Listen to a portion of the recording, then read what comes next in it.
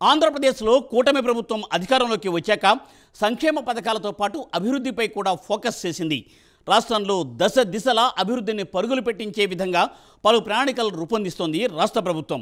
ముఖ్యంగా 10 అంశాలపై కూటమి సర్కారు ప్రత్యేకంగా దృష్టిని సారించింది.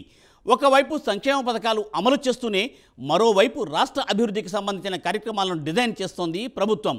అందులో ముఖ్యంగా రాజధాని నిర్మాణం, స్కిల్ డెవలప్మెంట్, పరిశ్రమలు, నదుల అనుసంధానం, జనాభా నిర్వహణ వంటి అంశాలకు ప్రాధాన్యత ఇవ్వాలని డిసైడ్ అయింది.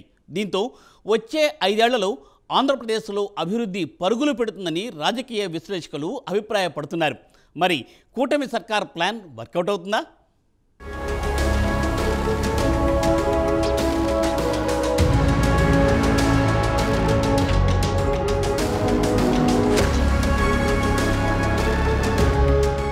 రెండు 2014లో ఉమ్మడి ఆంధ్రప్రదేశ్ 2 రాష్ట్రాలుగా విడిపోయింది. తెలంగాణ ప్రత్యేక రాష్ట్రంగా ఏర్పడింది. అయితే కొత్తగా ఏర్పడిన తెలంగాణ 10 ఏళ్లలో గణనీయమైన అభివృద్ధి సాధించింది. కానీ ఆంధ్రప్రదేశ్ ఉన్న వనరులను కోల్పోవడంతో పాటు అభివృద్ధి కూడా చెందలేదు. 2014లో అధికారంలోకి వచ్చిన టీడీపీ సర్కార్ అమరావతిని రాజధానిగా ఎంపిక చేసి నిర్మాణాలు చేపట్టింది. కానీ 2019 ఎన్నికల్లో అధికారం కోల్పోవడం, వైసీపీ అధికారంలోకి రావడంతో సీన్ మారిపోయింది. వైసీపీ అమరావతిని కేవలం శాసన రాజధానిగానే చేస్తామని ప్రకటించింది. కర్నూలును న్యాయ రాజధానిగా, విశాఖను పరిపాలనా రాజధానిగా చేస్తామని తెలిపింది. దీంతో అమరావతిలో నిర్మాణాలు ఆగిపోయాయి.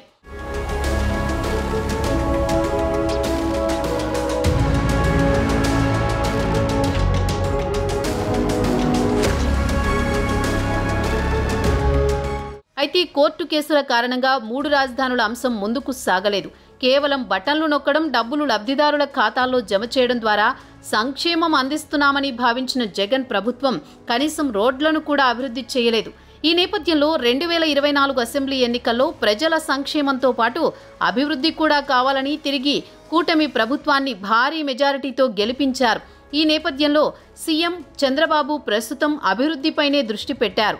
రాష్ట్రాన్ని ప్రగతిశీల రాష్ట్రంగా మార్చేందుకు రాబోయే 5 ఏళ్లు 10 ప్రాంతాలను ఎంపిక చేసింది. అమరావతిలో రాజధాని నగరం నిర్మాణం, నదుల అనుసంధానం, నైపుణ్య గణన, పరిశ్రమలు, సేవలు, జనాభా నిర్వహణ వంటి కొన్ని కీలకమైన అంశాలని అధికారిక ప్రకటనలో పేర్కొంది. Smart forest city Mexico, Telosa America, the line Saudi Arabia, ఓషియానిక్స్తో పాటు ప్రపంచంలోని 6 భవిష్యత్తు నగరాల్లో ఒకటిగా అమరావతి గ్రీన్ఫీల్డ్ రాజధాని నగరం ఈ జాబితాలో అగ్రస్థానంలో ఉంది. అమరావతిని రాష్ట్ర గ్రోత్ ఇంజిన్గా పరిగణిస్తామని చంద్రబాబు ప్రకటించారు. దానికి అనుగుణంగా టీడీపీ ప్రభుత్వం 2014 నుంచి 19 మధ్య కాలంలో దాని అభివృద్ధికి భారీగా ఖర్చు చేసింది. తాజాగా రాజధాని ప్రాజెక్టు కోసం కేంద్ర ప్రభుత్వం నుంచి నిధులు సమీకరించేందుకు రాష్ట్ర ప్రభుత్వం ప్రయత్నాలు చేస్తోంది.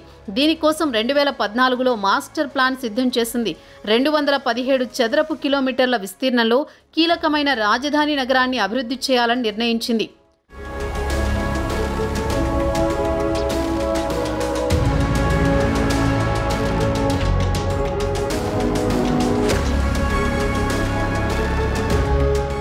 ఇక ఏపీలో నదుల అనుసంధానం ద్వారా మెరుగైన నీటి నిర్వహణకు ప్రాధాన్యం ఇవ్వాలని ఏపీ ప్రభుత్వం నిర్ణయించింది. ఇందులో భాగంగా వంశధారను నాగావళి, కృష్ణా, గోదావరి, పెన్నా నదులతో అనుసంధానం చేసి సాగునీరు, తాగు, పారిశ్రామిక అవసరాలకు వినియోగించుకోవాలని భావిస్తోంది. తర్వాత పెండింగ్లో ఉన్న ప్రాజెక్టులు, ప్రత్యేకించి వ్యవసాయ రంగానికి కీలకమైన బహుళార్థ సాధక పోలవరం ప్రాజెక్టును పూర్తి చేయడానికి ప్లాన్ చేసింది. ఇక ఏపీలో జనాభా నిర్వహణలో భాగంగా రాష్ట్రం తగినంత ఉత్పాదకత, శ్రామిక శక్తిని కలిగి ఉండేలా సంతానోత్పత్తి రేటును పెంచడానికి తగిన ప్రాధాన్యతతో ప్రభుత్వం జనాభా నియంత్రణ నుంచి సమతుల్యత వైపు వెళుతోంది. తర్వాత ఫోకస్ ఏరియా P4 అంటే పీపుల్ పబ్లిక్ ప్రైవేట్ పార్ట్నర్షిప్ వృద్ధి రేటును పెంచడంలో ఇది ఉత్ప్రేరక పాత్ర పోషిస్తుందని అంటున్నారు. ఇందులోని ప్రధాన లక్ష్యాలు ప్రభుత్వ జోక్యం ద్వారా ఉన్నవారు లేనివారి మధ్య అంతరాన్ని తగ్గించడం, పేదలకు సహాయం చేయడానికి ధనికులను ప్రేరేపించడం, ఉత్పత్తి పెంచడం, సామర్థ్య నిర్మాణం, పరిశ్రమలు, వ్యాపారాలను హ్యాండ్ హోల్డింగ్ చేయడం ద్వారా ఆంధ్రప్రదేశ్ చాలా బలంగా ఉన్న రంగాల్లో ఉపాధి కల్పిస్తారు.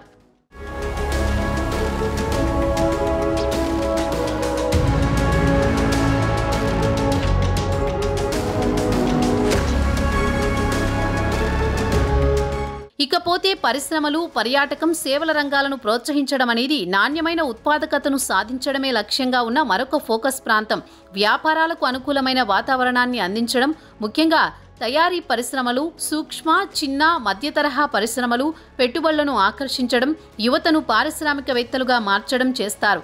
పారిశ్రామిక ఉద్యానవనాల్లో అత్యుత్తమ అంతర్గత మౌలిక సదుపాయాలు రూపొందించాలని లక్ష్యంగా పెట్టుకున్నారు. Information technology, electronics, food processing, automobile, పునరుత్పాదక శక్తి, టెలికమ్యూనికేషన్స్, కెమికల్ మ్యానుఫ్యాక్చరింగ్ సబ్సెక్టార్లకు ప్రాధాన్యతనిస్తూ కొత్త పారిశ్రామిక విధానాన్ని రూపొందిస్తారు.